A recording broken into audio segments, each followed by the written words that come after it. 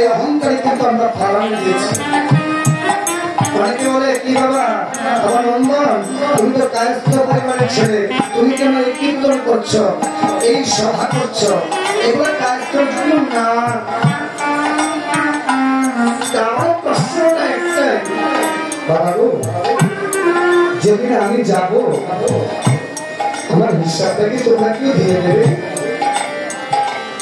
আমার হিসাবটা কিন্তু আমাকেই দিতে হবে, তোমরা কেউ কি আমার হিসাবটা দেবে না।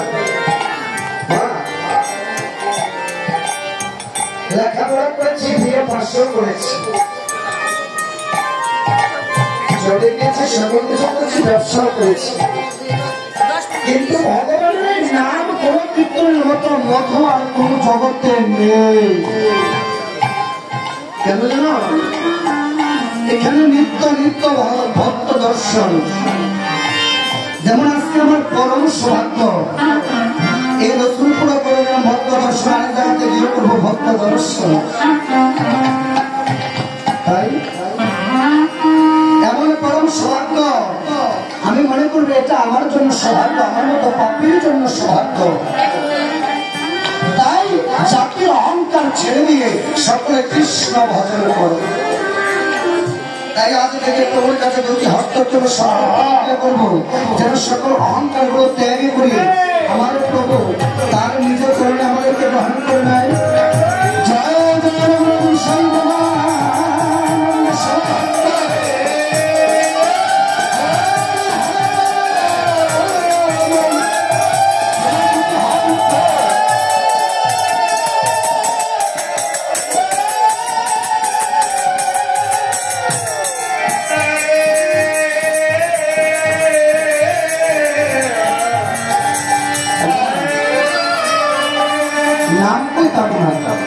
हमको कয়েকটা দাদা দেখছি, আপনি যে এমনি ধরে রাখছে মোবাইল দিয়ে, সেটা বুঝতে তা করে ছাড়াই বলে আমি সবাই দেখেছি। মায়ের কাছ থেকে সন্তান শিখবে, তাই সন্তান যদি গর্বে থাকে, সন্তান গর্বে থাকলে মা একটু ভাগবত পাঠ শুনতে হয়, একটু কৃষ্ণ কথা শুনতে হয়, একটু গীতা পাঠ করতে হয়, একটু মালা জপ করতে হয়, তবে সন্তানটাও ভক্ত হয়। আর যদি সন্তান করবে মোবাইল লইয়া টিভি রিমোট লইয়া গাড়াগাড়ি করতে হইল, পিছনে মোবাইলটাকে আগে দিলে বাচ্চা হলে তাহলে ওয়ানরা শিকার করে এমন করে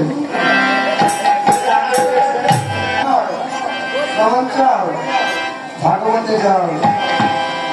সুখদেব গোস্বামীর মা বীটিকা, ওই বীটিকা কিন্তু সুখদেব গোস্বামীকে গর্বে নিয়ে দেশধর্মমণির কাছে দ্বাদশতম ভাগবত শুনেছিল, সুখদেব গোস্বামীর গর্ব থেকে মুখস্থ করে এসেছে।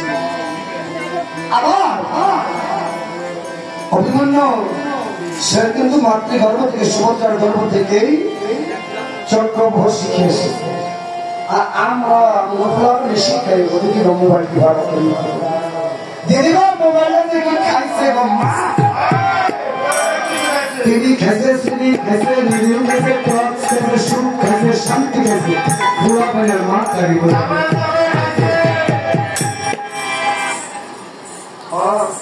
কদিন আগে গেছিলাম তো যদি যাইতে সন্দেহ বেরি মন বাড়ির মধ্যে এই কটা পোলাবান যে করবে মোবাইল টিপতে আমরা যাইতেছি, প্রচুর ভরে করে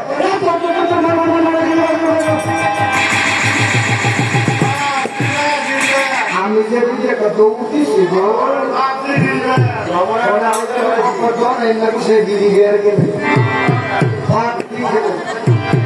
সব প্লেন খেলে মনে করি ধারণা ভুলা মানে মাতার বাসাবে শেখা কীর্তন ওকার যাই হোক। এদিকে বাবা যদি মনে যায় ফেসবুকে একটা ছবি, এটা আমার বাবা মা লাগিয়েছে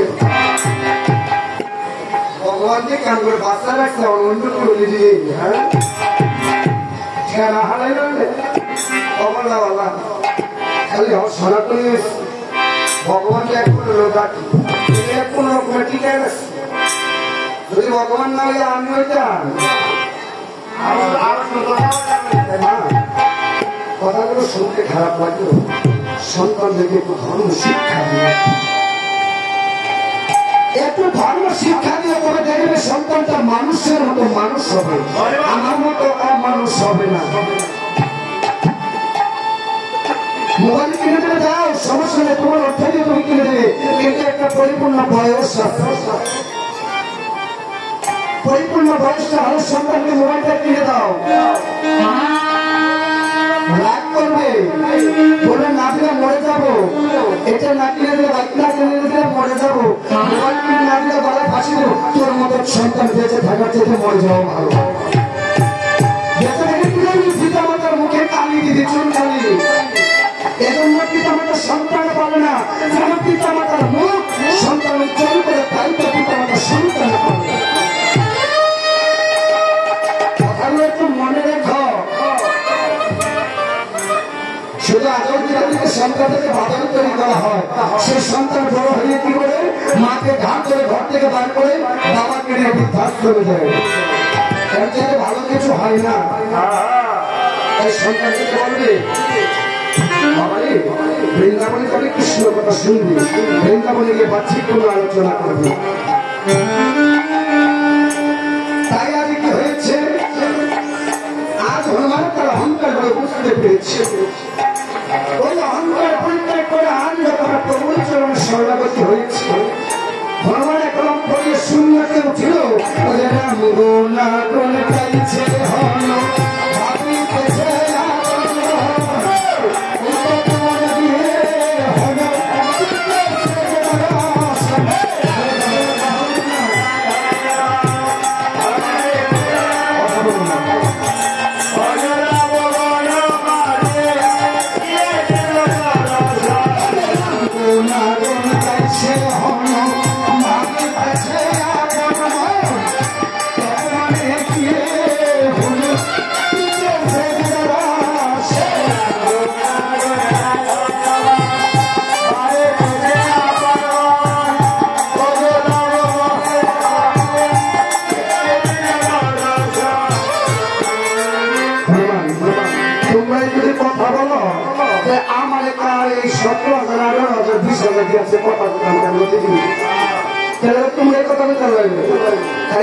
আমাকে টাকা দিয়ে এনেছে, আমি কথা তোমরা সবাই শুনবা, কেউ কথা বলার প্রয়োজন নেই। কথা দিতে জমাইলে খালি তখন আমি যাওয়ার পরে কাউকে সবাই কিবার করতাম। তাই আজ হনুমান যখন ফলগুলো এনেছে, আমার প্রোগ্রাম ফলগুলো গণনা করে দেখিবারে পায় সকল ফল আসছে বাবা 7 দিনের ফল না। তাই বলেছে ভাইরা লক্ষ্য 7 দিনের ফল তো করেছি, লক্ষণ বলছে মাকে দাদা না, দেখো আমরা 7 দিনের ফল একটু আনবে। দাদা কোন দিনই জানো, যেদিন কিনা তপবনে গিয়েছিলাম, অত তপবন ছেড়ে গিয়েছিলাম, সেদিন ছিল প্রথম দিন, সেদিন তো 2 ভাই শুধু হেঁটেছিলাম, সেদিন কেবা ফল আনলে দাদা কেবা ফল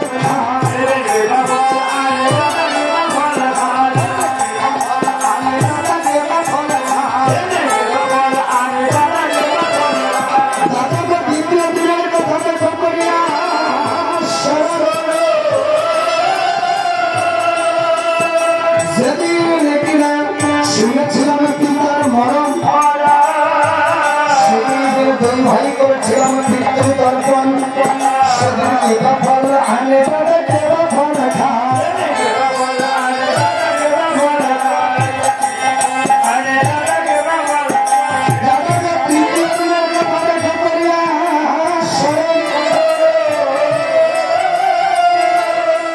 সেদিন কিনা লঙ্কেশ্বর রাবণ সীতাকে করেছিল হরণ, সেদিন তো 2 ভাই মিলে শুরু করেছিলাম সীতা অন্বেষণ।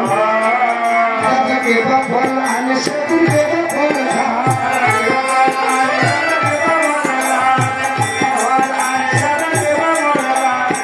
দাদাকে চতুর প্রদিনের কথা যত করিয়া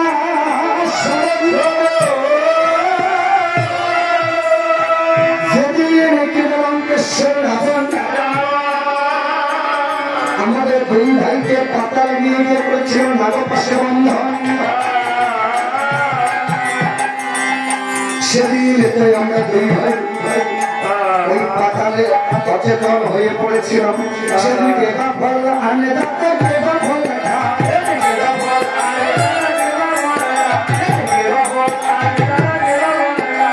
দাদা পঞ্চম দিনের কথা রেখো করিয়া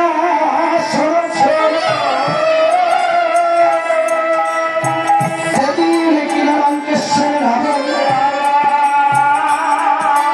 তোমার ভাই লক্ষণ করেছিল শক্তিশালী পতন সেদিন কেবা ফল আনে দাদা কেবা ফল খায় ফল আনে দাদা কেবা ফল খায় ষষ্ঠ দিনের কথা রেখো করিয়া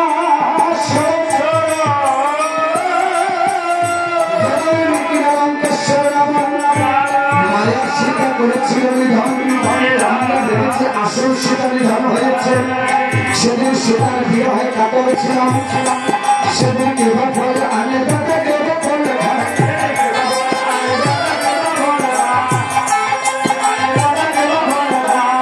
সপ্তম দিনের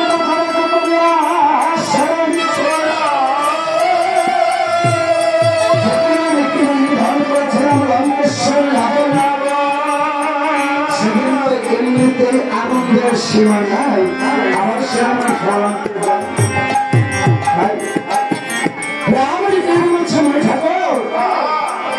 আমার ভাই লক্ষণ তো জীবনে মিথ্যে বলে না দেখেছ আমার ভাই লক্ষণ জীবনে কোনোদিন মিথ্যে বলেনি আর বছর শুনলাম এমন তোমার ভাই লক্ষণ যে মহাবীর সেই পরিচয়টা আমরা পেয়েছি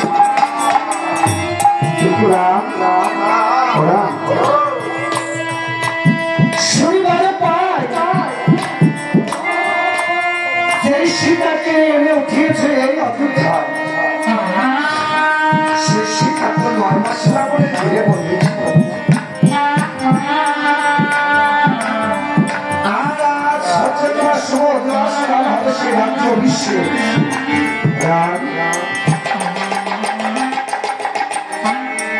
রাজা কাকে বলে জানো রাজা হচ্ছে যে প্রজা পালন করে যেমন একটা ঘরের রাজা হচ্ছে একটা বাবা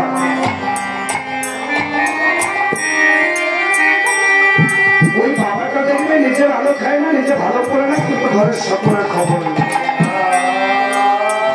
নিয়ে ফোন দিয়েছে বলেছে বাবা আমার এটা লাগবে ছেলে বলেছে বাবা আমার ওটা লাগবে নিয়ে এসো কি বলেছে ওকে ঘরে তো চাউল নিয়ে এসো মা বলেছে বাবা আমার ওষুধটা নিয়ে এসো তাই একটা পিতা হচ্ছে ঘরের রাজা তুমি তো রাম এই অবস্থার রাজা তোমার এই অবস্থার প্রজাগুলো তোমাকে রাজা হিসেবে কেমন করে করবে গ্রহণ না সন্দেহ হয়েছে সেই কথাকে একবার জেনেছে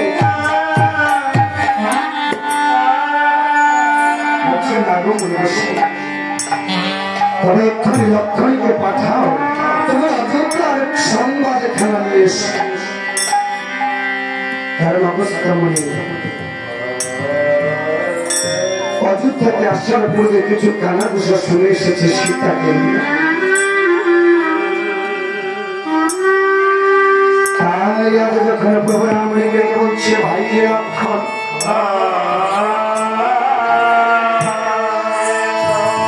ভাই রে আমার